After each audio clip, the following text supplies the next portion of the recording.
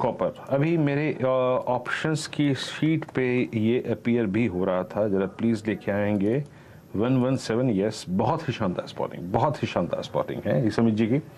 और आप समझ लीजिए जनाब कि ये एक टिपिकल फ्लैग है जिसका ब्रेकआउट पॉइंट एग्जैक्टली वही है जहां पे ये इस वक्त ट्रेड कर रहा है। इट्स 17.40।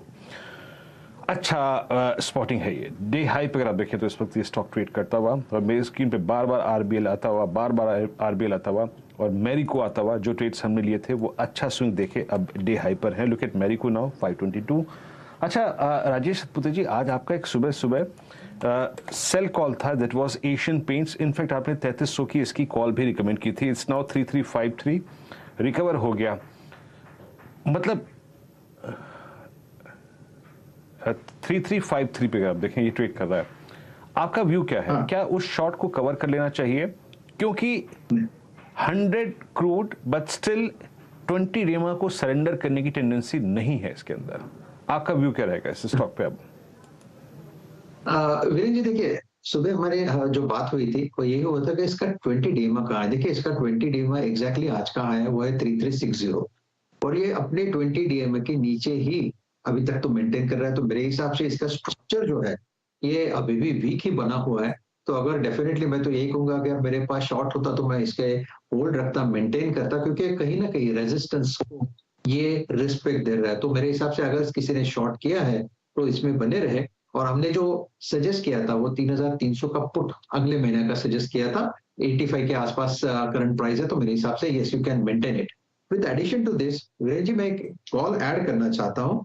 अब देखिए यहाँ पे हम लोग जो मोमेंटम की बात कर रहे हैं वो है, देखिए मोमेंटम टाटा कम्युनिकेशन पिछले 2-3 दिनों से हमारी इस पे बात हो रही है और स्लोली स्टेडीली ग्रेजुअली ऊपर आ रहा है। और पिछला स्विंग हाई जो था इसका ये 1160 का था, इसने अभी निकाला है। तो 1150 का एक छोटा स्टॉप लॉस रखे स्विंग ट्रेडिंग के लिए। इसका जो टारगेट बनता है वो रहेगा 1200 से लेके 1210। सो टाटा कम्युनिकेशन ये बाय रहेगा। तो टाटा कम्युनिकेशंस एक बाई साइड का ट्रेड, स्टॉक देखिए 1.5% ऊपर 1166 के आसपास ट्रेड करता हुआ मोमेंटम है। अच्छा, एक बार फेडरल बैंक पर नजर डालीजिए, जो मानस ने आपको दिया था ट्रेड 113 के लेवल्स पर आ चुका है काउंटर। स्टॉक में 3.5% तक की तेजी इस घंटे बनती हुई दिखाई दे रही है। वो 115 वाला कॉल भी लेकर आएंगे क्या, सितंबर वाला जो इन्होंने सुझाया था, वहां पर कितना एक्शन बना है? क्योंकि 4 रुपए 40 पैसे पर था जब इसकी हम चर्चा कर रहे थे, उसमें क्या और स्टीम आया है 115 वाले कॉल में। ये 4.95 हो गया, याद रखिएगा 7 रुपए का टारगेट है, तो 5 के करीब जा रहा है ये पर्टिकुलर ट्रेड। अच्छा, एक स्टॉक जिसकी हम कल परसों चर्चा कर रहे थे वो इस घंटे फिर एक्शन में आता हुआ, AB fashion and retail. Cash का लेवल मैं देख रही हूँ 1.25-1% के आसपास ट्रेड कर रहा है। 68-70% का roll over, open interest addition ठीक ठाक है। समित, इस पर आपकी कोई खास राय है क्या? आप रिपीट करेंगे स्टॉक का नाम? AB fashion, Aditya Birla fashion की मैं बात कर रही हूँ।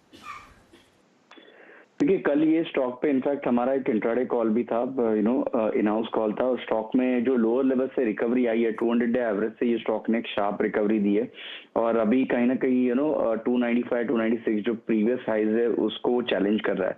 ओवरऑल इसका जो स्ट्रक्चर है वो काफी पॉजिटिव है, बायस पॉजिटिव रखिए, बट यहाँ पे अभी फ्रेश बाइंग की सलाह नहीं होगी, क्योंकि कल का अगर स्विंग देखे तो वहां से ऑलरेडी 6-7% का एक अप स्विंग ये स्टॉक में आ चुका है। तो रिस्क रिवॉर्ड उतना फेवरेबल नहीं होगा करंट लेवल पे पोजीशन लेने के लिए। तो जो है वो बने रह सकते हैं स्ट्रिक्ट स्टॉप लॉस के साथ, लगभग 286 का स्टॉप लॉस होना चाहिए। और जैसे ही 296 का जो हायर बाउंड्री है स्टॉक का, वो अगर ये सरपास करता है तो आपको 300 के पार के लेवल भी ये स्टॉक में दिख सकता है। तो बायस पॉजिटिव रखिए, और यहाँ पे ट्रेलिंग स्टॉप लॉस के साथ 286 का स्टॉप लॉस के साथ ये स्टॉक में बने रह सकते हैं।